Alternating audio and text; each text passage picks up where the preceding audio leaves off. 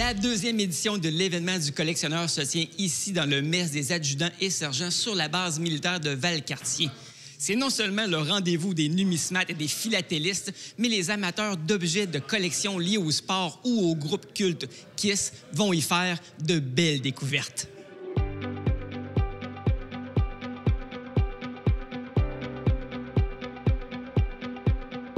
Bruno Richard, tu es l'organisateur de l'événement du collectionneur. Mais avant qu'on parle avec Bruno Richard, organisateur d'événements, je veux qu'on parle de Bruno Richard, le militaire. Peux-tu nous dresser un peu un portrait de ta carrière en quelques instants? Oui, originaire du Nouveau-Brunswick en 1999, j'ai signé dans les forces le 26 mars 1999. Donc, ça nous fait 25 ans de service. Mais les moments les plus intenses, ça a vraiment été mes missions en Bosnie en 2002 et l'Afghanistan en 2009. Puis, j'y ai retourné un an plus tard, en 2010, pour finir en 2011. Et là, aujourd'hui, tu organises le grand événement dans lequel on est présentement. Est-ce que tu peux me parler un peu de l'objectif? Hein? Le but ultime du Salon des collectionneurs, c'est quoi? Outre le fait de parler financièrement pour donner à la Fondation, c'est comme j'ai expliqué aux gens, c'est ma deuxième famille qui s'en vient. Parce que moi, je suis un militaire qui s'approche de la retraite. 2 juillet, je vais être retraité. Je veux garder mon entourage militaire parce qu'on est vraiment une famille. Puis pour redonner à ces militaires-là, je trouvais ça important de fournir les ressources à Soldier On sans limite. Parce que c'est ça qui permet aux gens de se sortir justement des situations chaotiques qu'on peut vivre, des gens qui sont amputés, des gens qui veulent vraiment être dans l'entourage militaire, mais qui sont sortis de ce cercle-là. Donc, ça nous apporte beaucoup de bonheur intérieur de redonner aux gens. Donc, ce que je comprends, c'est qu'il y a une partie des profits d'aujourd'hui qui sont remis à Soldier On sans limite, c'est bien ça? En fait, la totalité de mes profits que je fais, je les donne tout à Soldier On. Le 3 à l'entrée, il va tout à Soldier On. Parce que moi, je ne paye pas la salle ici. Donc, les exposants, ce que je fais, je leur demande de cotiser à la Fondation. En plus, je demande 2 à 3 à 4 pour donner à l'entrée. Je rends des gens heureux. Ça attire beaucoup de gens. Les exposants de l'année passée sont tous revenus cette année. Donc, ça démontre un peu que ça fonctionne. Et là, qui dit événement de collectionneur dit objet de collection, forcément. Peux-tu nous décrire rapidement ce que les gens vont pouvoir trouver ici? Du Jean Béliveau, du Gordie Howe, du Maurice Richard.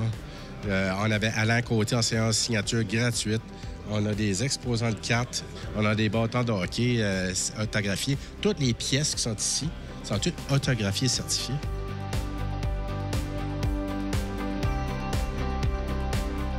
Marie-Ève Pelletier, tu as fait 14 ans dans les Forces armées canadiennes, c'est bien ça?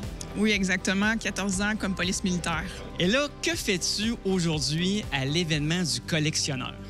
En fait, je suis ici comme exposant. J'ai réussi à recevoir des dons d'amis, de famille, de connaissances, d'anciens collègues qui m'ont offert généreusement des dons de collection de minéraux, de cartes de hockey, de figurines de hockey, de chandails, jersey de hockey, que c'est vraiment tout gratuit ce qu'ils m'ont donné. Moi, je le vends complètement au profit de Sans Limite, Soldier On pour l'événement d'aujourd'hui. Fait qu'à date, on a ramassé en dons monétaires et en articles de vente plus de 4 000 $. Wow! Et là, tu donnes ça à Sans Limite parce que Sans Limite t'a aidé dans le passé, c'est bien ça. À quel sujet? En fait, c'est simple. Soldier On, ils ont plusieurs activités qu'ils proposent aux vétérans et militaires blessés. Moi, j'ai eu l'opportunité de pouvoir faire des cours de guitare par Zoom durant le COVID. J'ai reçu une guitare gratuite. Grâce à eux, ça m'a sorti de l'isolement. J'ai pu apprendre une nouvelle passion. Quand je vais moins bien, je gratte ma guitare.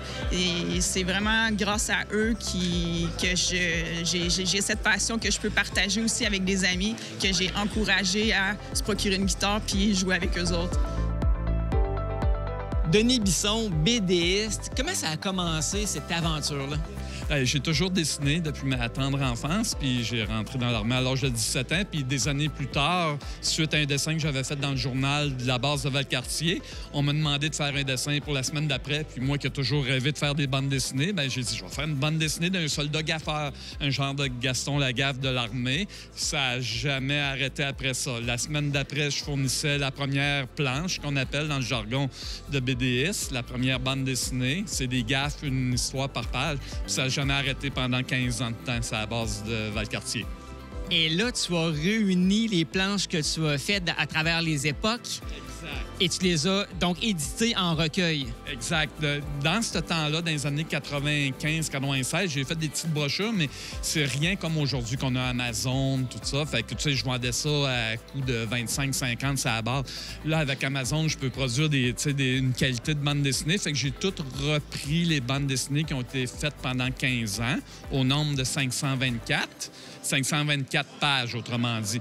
Fait que là, j'ai des albums pour me rendre jusqu'au numéro 5. Les anciennes, mais avec toute cette raz-de-marée-là que j'ai eu de demandes puis d'amour, si on peut dire, des vétérans et membres actifs. Fait que je recommence à en faire des nouvelles.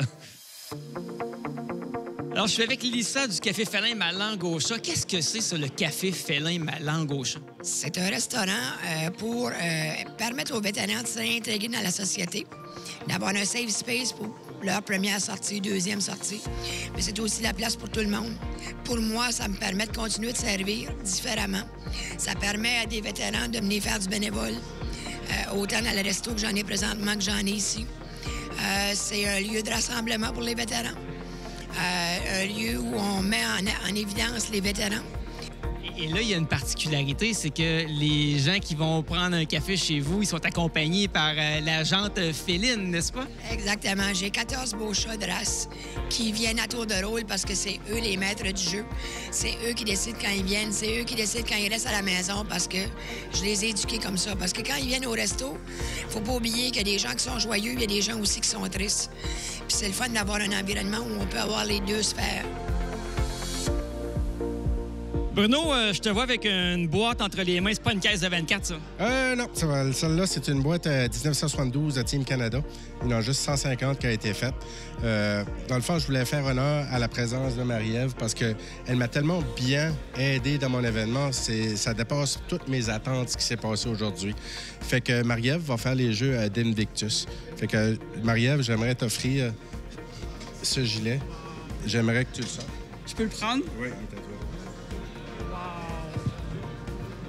C'est un gilet de 1972. Ce que j'aimerais que tu fais pour la Fondation, c'est de le faire signer à l'arrière par tous les blessés, nous prendre des belles photos quand ces gens-là. Puis s'ils ont une histoire à raconter, de le dire en même temps que tu prends les vidéos et les photos pour qu'on puisse faire vivre ce gilet-là, puis le faire grandir comme que tu as grandi dans ton événement.